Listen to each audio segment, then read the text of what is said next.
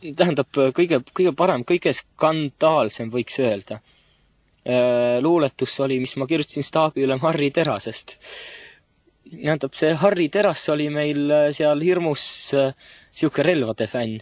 Käis niimoodi, et puhketunnil käis seal enda mingit kuulipüldat katsetamas, mis pani seal märklaua põlema ja pärast puhketundis käidi seda kustutamas. Ja ühesõnaga, relvat oli tema elu mõte ilmselt. Ja siis ma püüan, kas mul on see meeles. Käsi nupu peale vajus, kuni isik koosseis tajus, et on keegi saanud surma väljas keset tuleturma.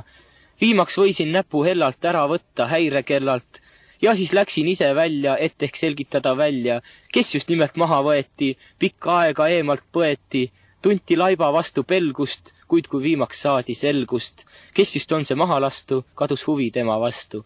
Kuuli saanud lebas keras, staabiülem Harri Teras.